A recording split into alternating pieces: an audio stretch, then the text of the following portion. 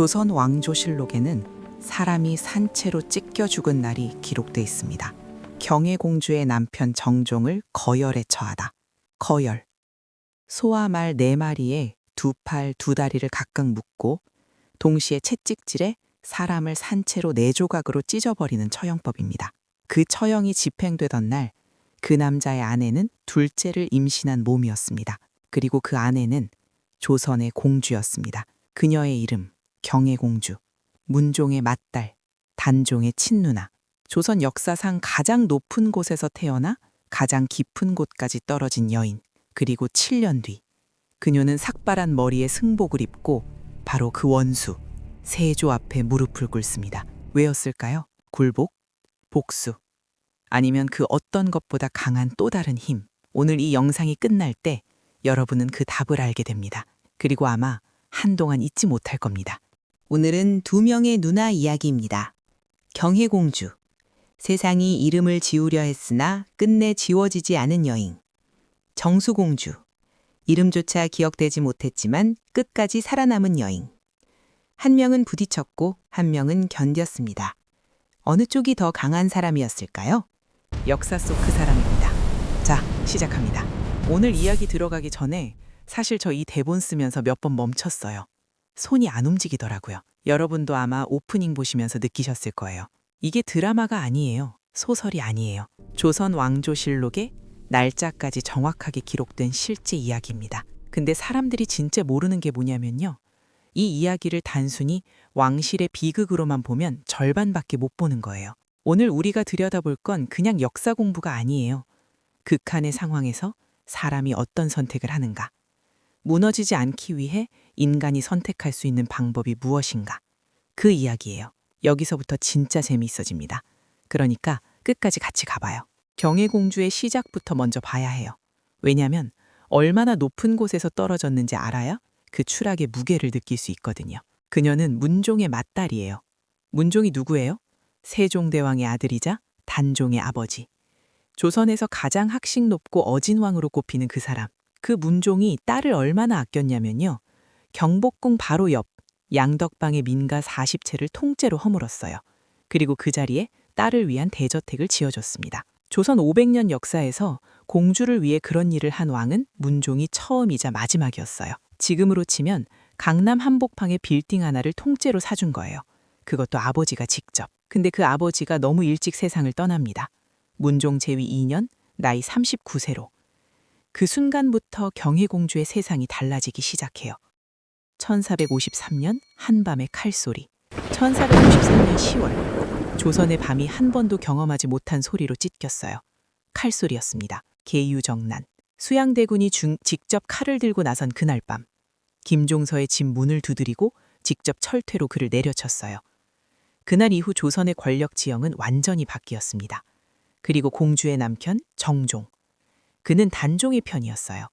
수양대군에게 저항한 사람 중 하나였습니다.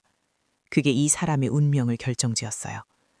12살 단종은 숙부의 손안에 갇힌 허수아비 왕이 됐고 경혜공주의 남편은 대역죄인으로 끌려갔어요. 하루아침에. 이때가 사실 경혜공주한테 선택의 기로였어요. 남편을 따라갈 것인가? 아니면 공주의 자리를 지킬 것인가? 그녀는 망설이지 않았습니다. 남편을 따라갔습니다. 공주의 옷을 벗고 유백에게 아내로. 여기서부터 진짜 가슴이 무거워집니다. 경혜공주에게 추락이 한 번에 온 게 아니에요. 천천히, 차례차례 잔인하게 왔어요. 첫 번째 추락, 이름의 상실. 남편을 따라 유백길에 오른 그녀를 향해 실록은 더 이상 공주라 부르지 않습니다. 대신 이렇게 씁니다. 정종의 처. 생각해보세요.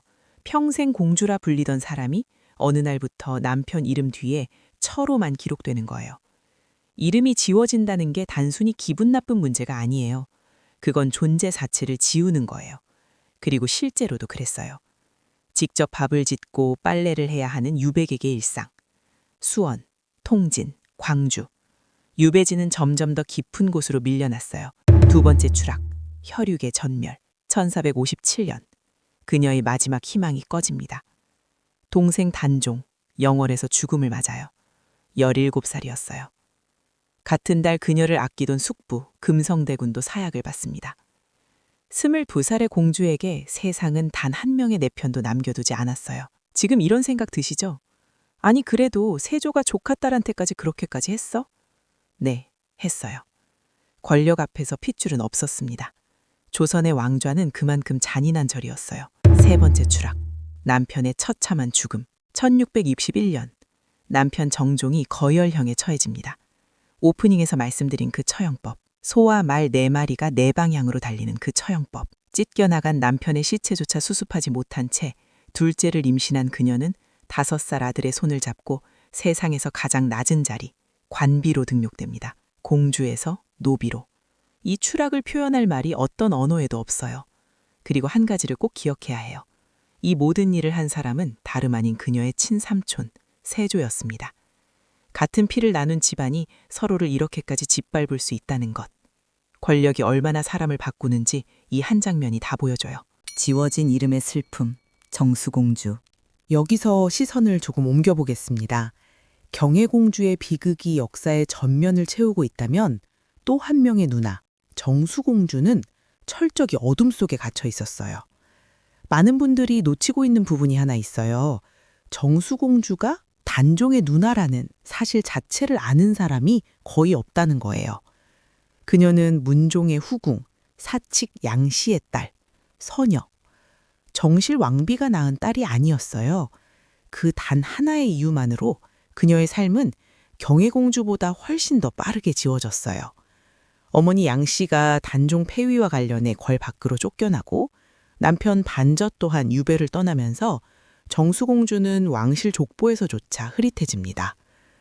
그녀가 동생이 죽음 소식을 듣고 어떤 반응을 보였는지, 유배된 남편을 위해 어떤 희생을 감내했는지 기록은 침묵해요. 근데 저는 이 침묵이 오히려 더 많은 걸 말해준다고 생각해요. 기록이 없다는 건 그녀가 그만큼 철저하게 숨어야 했다는 뜻이거든요. 같은 아버지를 둔 남동생이 죽어나가고 언니가 관비가 되어 구걸하는 세상을 보며 그녀가 느꼈을 공포를 상상해 보세요. 그 공포가 얼마나 컸으면 역사에 단 한 줄도 남기지 못하게 숨죽이고 살았겠어요. 정수공주의 삶은 존재 자체가 금기였던 시대의 기록이에요. 살아남기 위해 그녀는 철저히 죽은 듯이 지내야 했어요. 누군가는 물어요. 왜 경혜공주처럼 소리 높여 저항하지 않았냐고. 근데 잠깐요. 힘없는 서녀에게 허락된 것은 침묵뿐이었어요. 살아서 동생의 기일을 몰래 기억하고 남겨진 자식들을 숨죽여 키워내는 것. 그것이 정수공주가 선택할 수 있었던 유일한 생존 방식이었습니다. 경혜공주가 칼날 위를 걸었다면 정수공주는 그 칼날 아래 숨어 버텼습니다. 어느 쪽이 더 힘든 삶이었을까요? 여기서 진짜 이야기가 시작됩니다. 자, 여기서부터 진짜 재밌어집니다. 아니, 재미있는 게 아니라 여기서부터 진짜 울림이 오는 부분이에요. 경혜공주가 관비로 등록되고 7년이 흘렀어요. 그녀의 나이 29. 7년 동안 그녀는 절에 있었어요. 머리를 깎고 비구니가 되어서. 사람들은 생각했겠죠. 아, 세상을 포기했구나. 삶을 놓아버렸구나. 근데 아니에요. 그녀는 기다리고 있었어요. 무언가를 위해. 1465년 경혜공주가 다시 움직이기 시작합니다. 그녀는 승복을 입은 채로 삭발한 채로 원수의 아내 정의황후를 찾아갔어요. 그리고 자식들을 맡겼어요. 남편을 찢어 죽인 삼촌의 아내에게 아들을 부탁한 겁니다. 이게 가능한 일이냐고요? 어떻게 그게 가능했는지 천천히 생각해보면 이게 얼마나 치밀한 선택이었는지 보여요. 세조 입장에서 생각해봐요. 이미 단종을 죽였어요. 금성대군도 죽였어요. 남편 정종도 찢어 죽였어요. 근데 공주까지 건드리면 역사의 심판이 두려웠을 거예요. 사람들의 눈이 두려웠을 거예요. 그걸 경혜공주는 알고 있었어요. 그래서 그녀는 자존심을 무기로 쓰지 않았어요. 모성을 무기로 썼어요. 원수의 무릎 아래에서 피어난 것.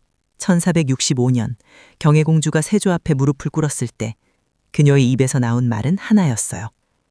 아들 정미수에게는 죄를 묻지 말라. 이 한마디를 받아내기 위해 그녀는 7년을 버텼어요. 절에서 혼자 이 문서 한 장을 받아내기 위해. 기록에 따르면 그 모습을 본 세조는 뜨거운 눈물을 흘렸다고 전해요.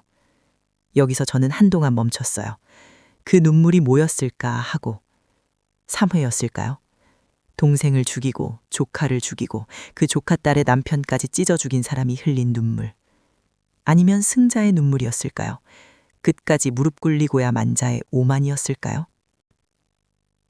역사는 끝내 대답하지 않아요. 세조는 그녀에게 재산을 돌려줬어요. 공주의 신분도 회복시켜줬어요. 근데 경혜공주는 그 이후 단 한 번도 궁궐에 발을 들이지 않았어요. 받을 건 받았어요. 그리고 돌아섰어요. 그게 전부예요. 사람들이 진짜 모르는 게 뭐냐면요. 그 돌아섬이 어쩌면 가장 강력한 복수였다는 거예요. 나는 네가 준 것만 가져갈게. 하지만 너한텐 다시는 안 와. 말 한마디 없이 그녀는 그렇게 선언한 거예요. 539년 만에 돌아온 대답. 경혜공주는 38살의 나이로 세상을 떠났어요. 죽기 3일 전 떨리는 손으로 마지막 기록을 남겼어요. 보물 제1868호 경혜공주 분재기. 재산을 아들에게 물려주는 문서예요. 근데 이게 왜 보물이냐고요? 그 문서 맨 끝에 찍힌 도장 때문이에요. 실록은 그녀를 끝끝내 정중에 철아 불렀지만 그녀는 이 종이 위에 당당히 도장을 찍었어요. 경혜공주 지인. 경혜공주의 도장. 세상이 지워버린 자신의 이름을 스스로 되찾아 아들에게 물려준 거예요. 죽기 3일 전에 떨리는 손으로. 세상이 뭐라고 불러도 나는 내가 누구인지 알고 있어.